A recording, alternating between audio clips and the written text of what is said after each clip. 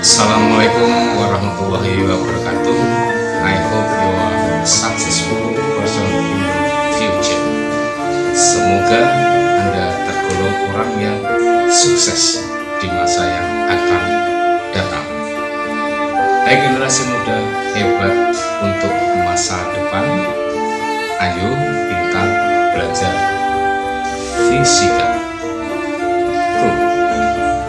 Materi pengukuran dalam fisika tentang alat ukur panjang dan ketelitian atau ketidakpastiannya. Apakah alat yang digunakan untuk mengukur panjang dari sebuah benda dan bagaimana ketelitian atau ketidakpastian alat ukur tersebut? Oke, ikuti pembahasannya. Alat ukur panjang benda itu ada 3 macam. 1 mestar, 2 jangka sorong, dan yang ketiga adalah mikrometerskop. Dan yang akan kita bahas pertama adalah mestar. Mestar biasa Anda gunakan untuk dibawa ke sekolah ataupun dalam kegiatan-kegiatan yang lainnya, kaitannya untuk membuat garis dan mengukur panjang. Seperti contohnya adalah pada gambar berikut ini. Mestar ini memiliki gores-gores panjang dan gores-gores pendek. Coba perhatikan pada gambar. Gores panjangnya ini pada angka 20, 21, 22, 23 dan seterusnya. Dan di sini antara 23 dan 24 ini adalah jarak goresan panjang-panjangnya, di mana jarak antara 2 goresan panjang adalah 1 cm. Dan jarak antara gores pendek-pendek yang saling berdekatan itu adalah 1 mm atau 0,1 cm, menyatakan skala terkecil dari mestar tersebut. Dan mestar memiliki ketelitian atau ketidakpastian dalam pengukurannya adalah setengah kali 1 mm sama dengan 0,5 mm atau 0,05 cm. Jadi skala terkecilnya 1 mm dikalikan dengan setengah. Dengan demikian hasilnya 0,5 mm atau 0,05 cm. Ini adalah sebagai ketelitian atau ketidakpastian pengukuran untuk alat ukur panjang yang namanya mestar. Nah, kalau sudah paham, marilah kita gunakan untuk menyelesaikan masalah berikut terkait dengan alat ukur panjang mestar ini. Sebagai contoh, perhatikan gambar di bawah ini, berapakah hasil pengukurannya. Perhatikan mestar, mulai skala 0 sampai dan seterusnya, untuk mengukur sebuah benda, seperti nampak pada gambar. Nilai hasil pengukurannya, penggaris atau mestar ini menunjukkan skala penggaris pada ujung akhir benda berada di antara 2,6 cm dan 2,7 cm. Maka hasil pengukurannya bisa kita baca dari alat ukurnya ini adalah hasil pengukuran sama dengan 2,6 cm plus ketidakpastiannya 0,5 mm, karena panjangnya tadi di antara 2,6 cm dan 2,7 cm, sehingga hasil pengukurannya sama dengan 2,6 cm 0,5 mm, konversinya 0,05 cm. Hasil pengukurannya adalah 2,65 cm. Untuk mengukur panjang diameter bola, mengukur dalam sebuah silinder, tidak mungkin bisa menggunakan mestar. Tetapi untuk mengukur diameter sebuah bola ataupun kedalaman dari sebuah silinder, dapat dipakai alat ukurnya adalah jangka sorong. Selain dapat digunakan untuk mengukur kedalaman silinder ataupun diameter luar bola, dapat juga digunakan untuk mengukur diameter luar maupun dalam sebuah silinder. Dan marilah selanjutnya kita pelajari tentang jangka sorong. Seperti pada gambar, ini adalah bentuk daripada jangka sorong. Jangka sorong ini bagian-bagian utama dan fungsinya adalah untuk yang pertama rahang dalam, seperti nampak pada gambar yang mana rahang dalam. Nah, itu adalah rahang dalamnya. Rahang dalam adalah untuk mengukur diameter dalam silinder. Dan kemudian ada rahang luar, yang mana yaitu yang seperti nampak pada gambar. Rahang luarnya adalah di bawah daripada rahang dalam, digunakan untuk mengukur diameter luar silinder ataupun diameter luar bola. Dan kemudian ada baut pengunci itu di atas ya. Baut pengunci ini punya fungsi untuk mengunci agar rahang dalam maupun luar tidak bergeser ya, seusai mengukur. Berikutnya ada tangkai kedalaman. Nah, ini adalah tangkai kedalamannya dari sebuah jangka sorong. Tangkai kedalaman di sini digunakan untuk mengukur kedalaman lubang atau kedalaman silinder. Dan berikutnya adalah skala utama. Ini adalah skala utamanya untuk menjelaskan hasil ukuran utamanya dalam satuan cm atau dinyatakan dalam satuan inci. Jadi skala yang di atas pada skala utama itu satuannya inci, yang di bawahnya adalah satuannya cm. Dan berikutnya adalah skala Nonius atau yang biasa disebut sebagai vernier. Itu adalah skala Noniusnya yang bisa digeser ke kanan ataupun ke kiri di sepanjang skala utama untuk menjelaskan ukuran tambahan atau ukuran keakuratan dari suatu benda yang diukur. Pada skala utama dalam satuan cm dan memiliki skala terkecilnya 1 mm atau 0,1 cm. Sedangkan pada skala Nonius memiliki panjangnya, pada skala Nonius itu panjangnya 0,9 cm dan umumnya terbagi dalam 10 skala. Ada yang terbagi dalam 20 skala.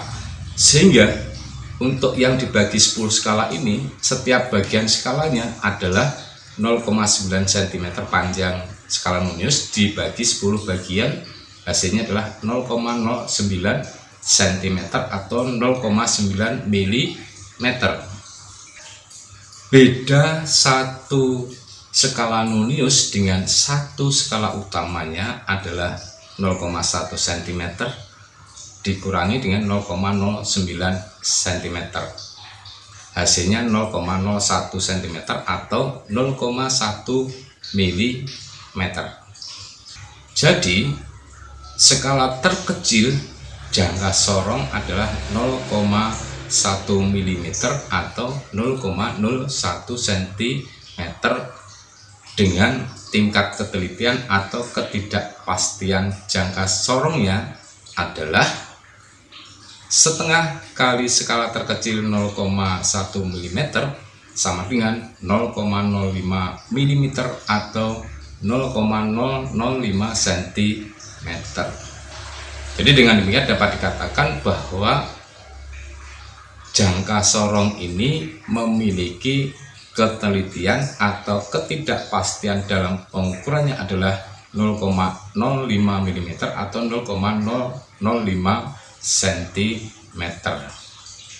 hasil pengukuran jangka sorong lebih teliti jika dibandingkan dengan hasil pengukuran dengan menggunakan mestar atau penggaris. Sebagai contoh, perhatikan gambar pengukuran dengan menggunakan jangka sorong di bawah, tentukan hasil pengukurannya. Ini adalah gambar jangka sorong yang digunakan untuk mengukur sebuah paku, panjang dari sebuah paku. Pembacaan pada skala utamanya adalah 1,1 lebih, 1,1 cm lebih atau 11 mm lebih.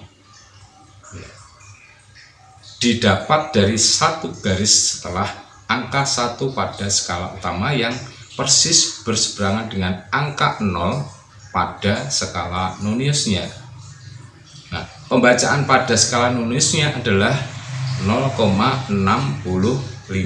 Lihat pada skala nonius, yaitu sebesar 0,65 mm. Nah, tadi jangka sorong tingkat ketelitiannya adalah 0,05 mm ya. Jadi untuk penunjukan yang ada di situ, untuk skala yang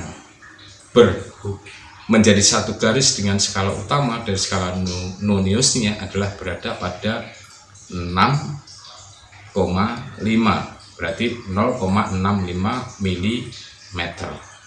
Didapat dari garis skala nonius yang tepat lurus dengan garis skala di atasnya antara 6 dan 7. Jadi antara 6 dan 7 itu adalah setengahnya 0,65 mm, karena setiap satu skalanya 0,01 mm. Jadi hasil pengukuran dari jangka sorong tersebut adalah hasil pengukurannya sama dengan 1,1 cm penunjukan skala utamanya ditambah 0,65 mm dari penunjukan skala noniusnya. 0,65 mm sama dengan 0,065 cm. Jadi 1,1 cm ditambah 0,065 cm sama dengan 1,165 cm. Ini adalah contoh untuk penggunaan jangka sorong di dalam mengukur panjang suatu benda. Berikutnya adalah micrometer scope. Nampak seperti pada gambar untuk alat ukur panjang yang namanya micrometer scope ini. Bagian-bagian utama dan fungsinya adalah antara lain poros tetap atau unfill. Nah, nampak pada gambar mana yang bagian yang disebut sebagai unfill. Jadi bagian poros yang tidak bergerak. Benda yang akan diukur ditempelkan pada unfill ini dan poros geser didekatkan untuk menjepitnya. Nah, selanjutnya untuk bagian berikutnya adalah poros geser atau spindle. Nah, ini adalah bagian spindle-nya, merupakan poros yang bergerak berbentuk silindris yang digerakkan oleh thimble. Thimble itu bisa diputar-putar ya untuk menggerakkan spindle. Dan kemudian bagian berikutnya adalah pengunci atau lock nut. Seperti nampak pada gambar, ini digunakan untuk mengunci pergerakan poros geser setelah menjepit cok gitu sampai rapat, kemudian dikunci pakai lock nut. Bagian berikutnya adalah sleeve. Itu adalah sleeve ya. Sleeve ini bagian statis berbentuk lingkaran tempat dituliskannya skala pengukuran dan terdapat dua skala, yaitu skala utama dan skala nonius seperti nampak pada gambar, yaitu sleeve. Dan berikutnya adalah thimble. Ini adalah thimble-nya, bagian yang dapat digerakkan oleh tangan pengguna thimble ini. Yang tadi diputar-putar ini ya, thimble untuk menggeser spindle. Dan kemudian adalah ratchet, bagian yang dapat membantu menggerakkan poros geser atau spindle ini dengan pergerakan yang lebih perlahan. Ya, di pergerakannya perlahan bila dibandingkan menggerakkan timbal.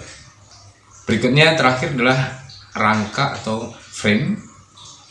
Bentuknya ini adalah seperti huruf C, bagian yang menyatukan seluruh bagian mikrometer skrup. Kita ulang kembali, ini adalah gambar mikrometer skrupnya tadi. Pada bagian sleeve tertera skala utama dan pada bagian thimble-nya terdapat skala nonius yang terdiri dari 50 skala, dan setiap skalanya atau skala terkecilnya adalah 0,01 mm. Tingkat ketelitian atau ketidakpastian pengukuran mikrometer skrup ini adalah setengah kali skala terkecilnya 0,01 mm sama dengan 0,005 mm atau 0,0005 cm. Nah, berarti mikrometer skrup ini memiliki ketelitian atau ketidakpastian dalam pengukurannya adalah 0,005 mm atau 0,0005 cm. Hasil pengukuran mikrometer skrup ini lebih teliti jika dibandingkan dengan hasil pengukuran dengan menggunakan jangka sorong maupun mesh up. Oke, mari kita gunakan untuk menyelesaikan permasalahan pengukuran dengan menggunakan mikrometer skrup ini seperti pada contoh berikut. Perhatikan gambar pengukuran dengan menggunakan mikrometer skrup di bawah. Tentukan hasil pengukurannya. Nah, ini adalah gambarnya mikrometer skrup untuk mengukur ketebalan dari suatu benda.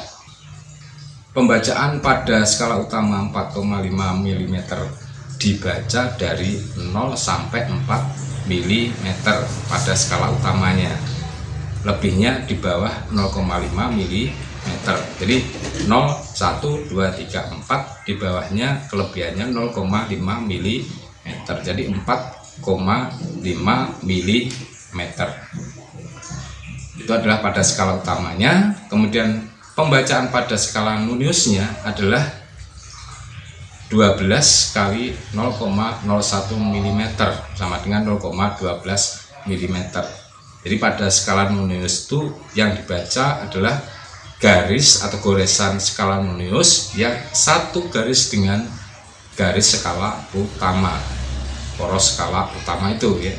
Jadi hasil pengukuran mikrometer skrup tersebut adalah hasil pengukurannya sama dengan pengukuran utamanya 4,5 mm ditambah dengan pengukuran dari noniusnya 0,12 mm sama dengan 4,62 mm. Ini adalah penggunaan mikrometer skrup di dalam pengukuran tebal suatu benda. Demikian pembahasan materi pengukuran dalam fisika tentang alat ukur panjang suatu benda, nesta, jangka sorong, mikrometer skrup. Semoga membantu belajar fisika Anda. Ayo gentar belajar fisika. Salam fisika, maju bersama menuju keemasan bangsa. Wassalamualaikum warahmatullahi wabarakatuh.